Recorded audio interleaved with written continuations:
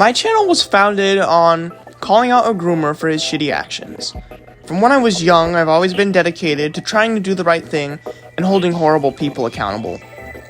And given my earliest content on this channel, along with a good bit of my modern content was Piggy focused, there's no way I can't say anything about this. This entire situation was insane to watch unfold, and I have a lot to say that my community post and TikTok could not fully articulate. And I'm not gonna hold y'all, some of you guys in the Piggy fandom genuinely pissed me the fuck off last week. I'm not gonna hold myself back in this video, so brace yourselves. And by the way, unlike certain individuals who will be discussed later in this video, I do not support or condone harassment in any way, shape, or form. That shit is unacceptable and unwelcome in my community and achieves nothing, so do not go and harass anybody mentioned in this video.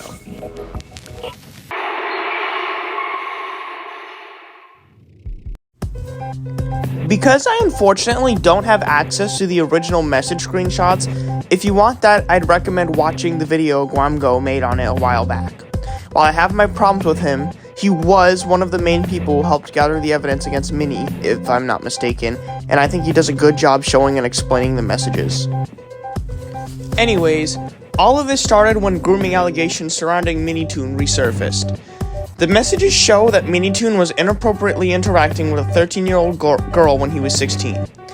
Now, initially, the first time these messages surfaced, they were brushed off as fake by much of the community, myself included, due to various inconsistencies surrounding the evidence. However, a week ago at the time of writing the script, more evidence was put out, along with explanations on why the original doc was so bad. Basically, the document was leaked way earlier than it was supposed to by Parlo, who had a personal vendetta against Schlep and Ruben Sim, two other people involved with this. Schlep and Ruben Sim were both notified of Mini's actions in January and brushed it off. The doc makers also provided video evidence and Roblox group logs that effectively prove that Mini did have a relationship with this girl. MiniToon has responded to these allegations on 2 separate occasions, claiming he is seeking legal advice.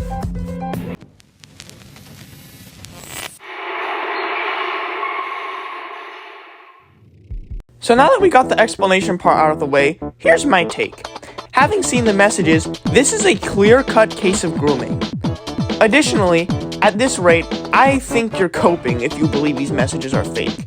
There is ample evidence that proves this relationship really happened, from videos of the messages to Robux gifting that lines up with the messages. Not to mention, all MiniToon would have to do to debunk this is show his message history with the victim doesn't exist, but notice how he has yet to post any evidence. Now, that being said, I'm gonna speed through some common defenses I've seen for Mini's behavior. It wasn't grooming! They were both minors! This is a dog shit defense, and probably the most common one. You do not need to be an adult to groom somebody. Grooming is when you take advantage of another person. It does not instantly equate to age. Speaking from a personal example, let's bring up our good pal Vortex Shield 1. His case was definitely several times worse than MiniToon's, but dude, he was saying heinous shit like this to 11-year-olds when he was 15 to 16 years old. Even though he says stuff like, I've had my day of minors today, would you guys genuinely think he's not a groomer or pedophile just because he was a teenager when he started? There are other cases of groomers starting their bullshittery when they were minors as well, like Ouija Pipe for example. Are we just gonna ignore the harm they caused too because they were minors then? Of course not!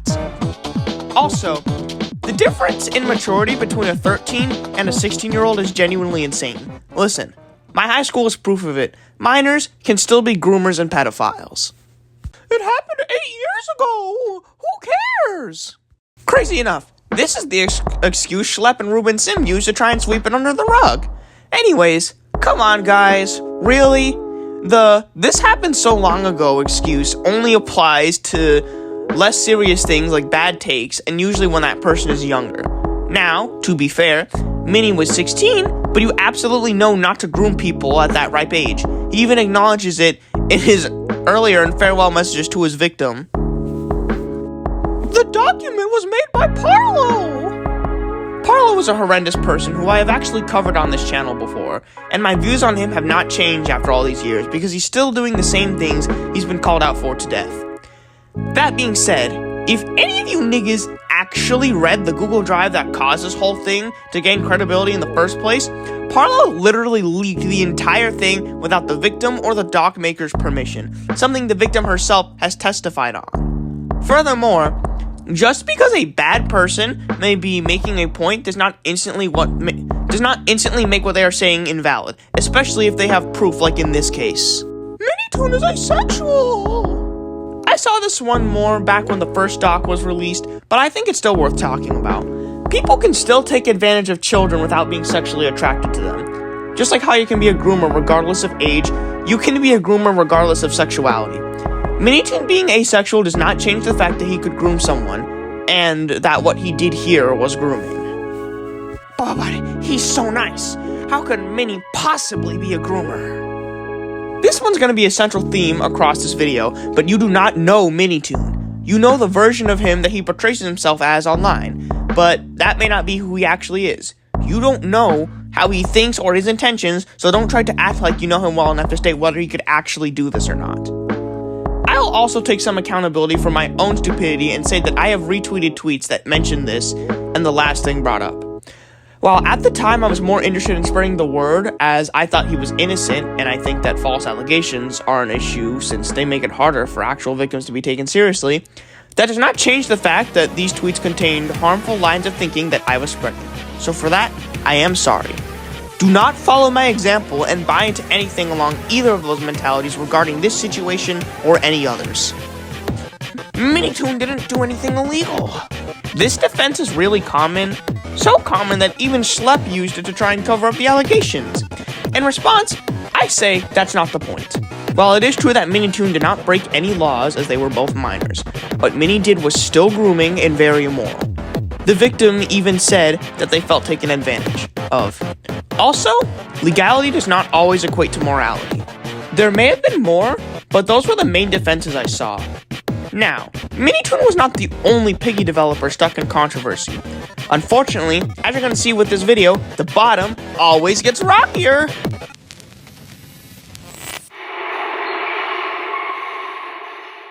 This is probably going to be the quickest section of this video. Basically, while Mini was under fire for grooming allegations, soon people started bringing up things with Wizard Watch Studios. For those who are unaware, Wizard Watch Studios is the main Roblox development group behind the Piggy fan game, Piggy Branch Realities, along with having contributed to several updates to the main game, and even currently developing a canon spin-off for the Piggy franchise, Piggy Misfits. To get the already addressed stuff out of the way, first is the Eclipse situation. There were some accusations that she was a groomer, but they were thankfully addressed in a way where I can actually believe what she was saying. She also apparently said the N-word in the past, like 10 times, but she addressed that a year ago, something I also think was properly handled. And for the record, I am in a position where I can forgive her for this. I am black. Unfortunately, that's where the good news ends. Two very problematic people were revealed to still be in the Wizard Watch Studios Discord server. First is Billy, the ex-community manager who was also exposed for being racist. She's also listed as a developer, or at least she was, about as recently as a week ago at the time of me writing the script. Then there's also MA348, a very problematic person in the Piggy community who has not only been outed for racism and using slurs, but also literally doxing people. He's made multiple apologies for his actions, but they're shit. For more information, check out this video shown on the screen that goes over everything MA has done. It'll be linked in the description. Anyways, MA is not only still in the Discord server, but I've also heard that Wizard Watch Studios staff has been banning him and has been banning other server members who talk about it. Thankfully, I don't think I've seen nearly as many people defend this one as I have the grooming allegations, but I have seen people try to brush it off, which is still not cool. Anyways, on to the next section.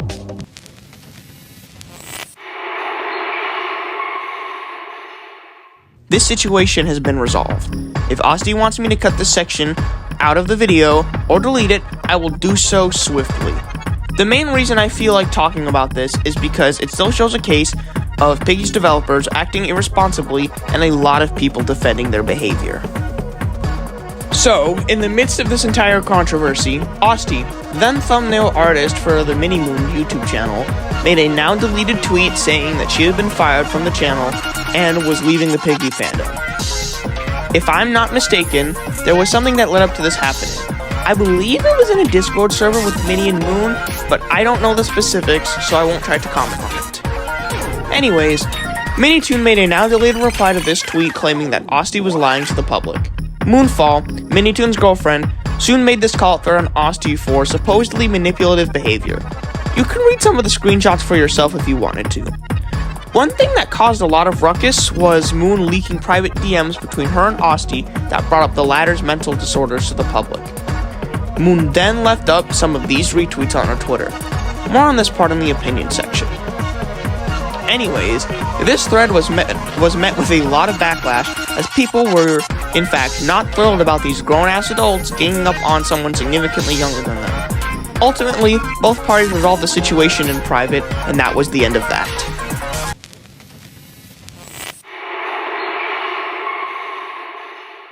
Okay, it's time for me to go full mask off now. You saw some of it in the other section, but I find that this behavior was absolutely unacceptable. That thread was completely uncalled for, all of it on someone who not only idolized these people, but also met these grown-ass adults in their 20s when she was 16! Furthermore, Moon trying to paint Ostie as a manipulator is really funny because she herself said that she and Minnie went out of her way to bond with Ostie. Boundaries were not set in this friendship, and this whole thing ultimately comes off to me as emotional manipulation. And overall, this thing should not have been made public! It was very immature for Moon to make that thread, and those corny-ass retweets that were obviously referring to Ostie. Somebody actually tried something like that on me in the past, I think. And of course, people were defending Minnie and Moon's behavior in this entire thing, painting this person as a demon, even though all of her fuck-ups were genuinely marginal compared to these people. Minnie and Moonfall were the adults in this situation, yet they clearly cannot act like it. And it doesn't help that, at least in my eyes, they were only willing to resolve the situation after they started getting hate. They very clearly overreacted in this situation, and it's crazy how some of y'all bought into Minnie and Moon's demonized version of this person, bro. Now that we're done with that, I think it's finally time for me to rest. The bottom can't get any rockier than this. Okay, who am I kidding? Of fucking course it does. And this part might be the goofiest part yet!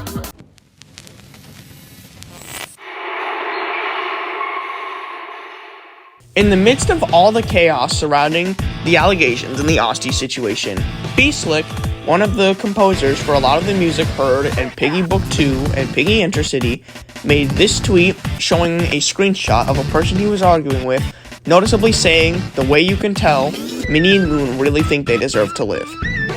This person in the screenshot explained how what they were saying was a common thing people say about people they dislike and wasn't serious, but BSlick went and made that call-out tweet anyway. Noticeably, he didn't censor the person's name, and he did not just double, but triple down on this with both a reply and a response tweet when a few people called him out for this.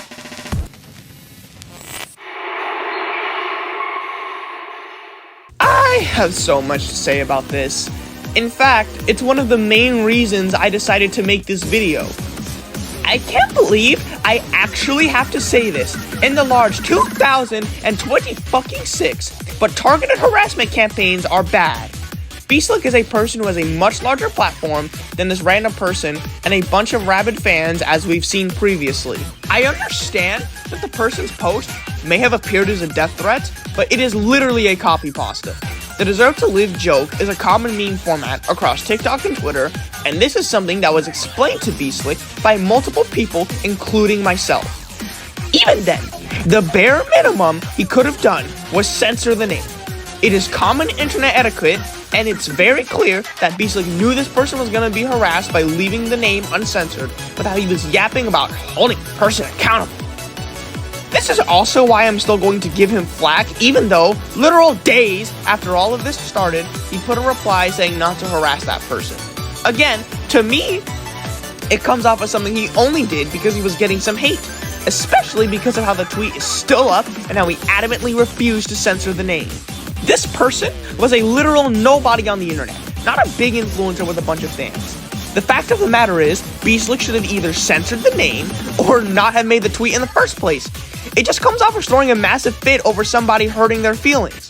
Great, now this is the second situation where grown-ass niggas handle these situations like literal children and blow shit way out of proportion. But that's not even the worst part. The amount of you bitch-ass niggas who were defending this behavior is beyond me. Look at the second tweet. Look at the people in the replies, including big YouTubers like Creekcraft and Schlepp, who were defending the shitty behavior on both of those tweets. Literally only me and a couple other people were calling out this behavior. It's crazy to me because if BSlick did this in any other fandom, he would have gotten a lot more backlash. But for some reason, in the Roblox/Piggy community space, we see this as acceptable? One more thing. To me, this whole thing also came off as a massive distraction tactic from the much larger issues surrounding Minnie and Moon at the time this whole thing was being played out.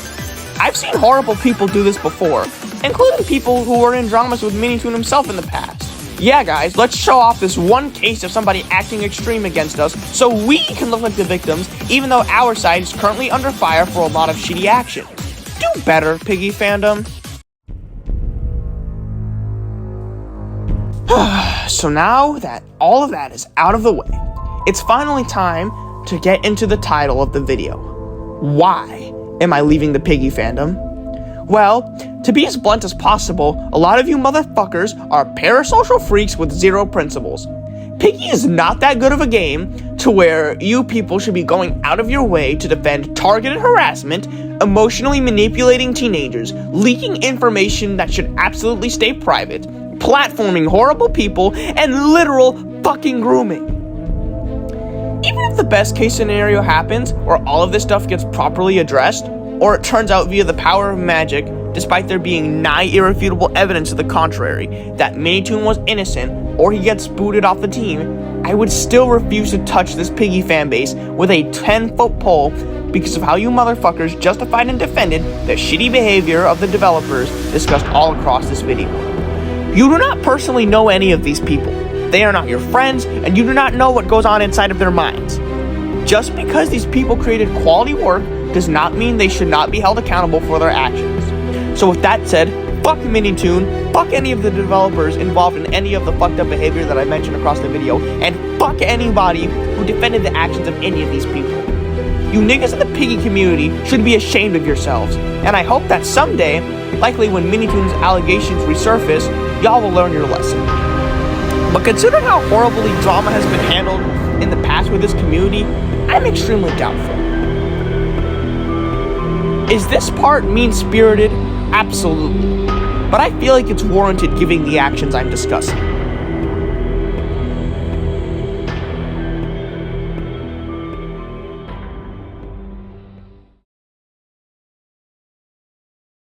Alright, now that I got that off my chest, what's the deal going forward? Well, as stated numerous times, consider me out of the Piggy fandom until I feel this stuff is properly addressed. This will also very likely be the last Piggy-related video I ever make, long form or short form.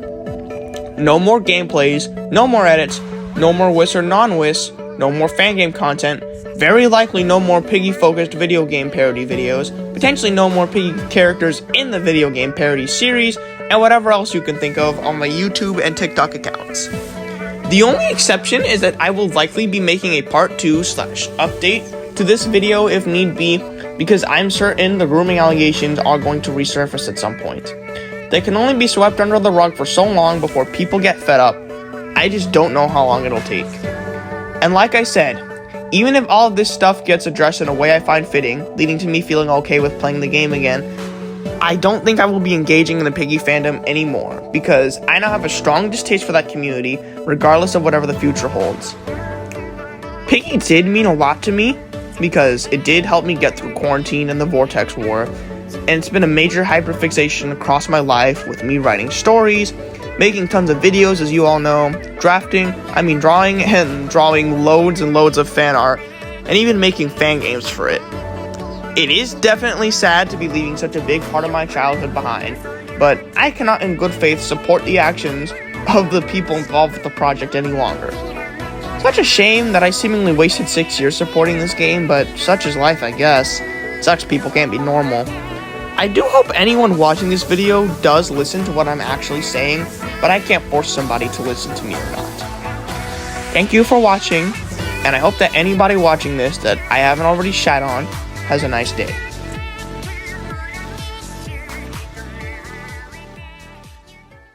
Hey guys, it's Red from the future here, and this video has taken me a bit longer than expected to make. Partially because of school, and partially because of procrastination. I finished the script for this video a week or so after this situation went down back in late March to early April, and since then there have been a few things that have changed that I believe are worth addressing. So, for one, Parlo has gone on and addressed this situation, retracting his claims about MiniToon. I guarantee you someone will bring this up in the comment section, even though I already addressed why Parlo's input is worthless here and in other places, but regardless, I think it's worth addressing. This statement from Parlo is worthless for two reasons in my eyes. For one, Parlo does not provide a smidge of evidence that actually debunks Mini's allegations. He just says, "Nuh-uh," and calls it a day, even though the evidence is already out there for anyone to look at. Additionally, as mentioned before, Parlo did not even really help with gathering the evidence for this document. In fact, the victim has gone out and said multiple times that Parlo has never even talked to her. And of course, as you would expect, people took this statement from Parlo and ran with it, in spite of everything that should have made the statement moot. I'd complain about the fandom being gullible, but that's a recurring theme across the video honestly, so I'd just be repeating myself. I do also want to say, I think it's a bit gross that so many people are making this about Intercity or the Piggy franchise than compared to, what MiniToon has actually done. I get that Piggy means a lot to a lot of people, so it's understandable to think about the game and whatnot. I know for sure I have. However, at the end of the day, it shouldn't be the main concern. As far as the evidence says, MiniToon allegedly groomed a child. I think that, among other horrific actions of some of the Piggy devs, is more important than some games on Roblox.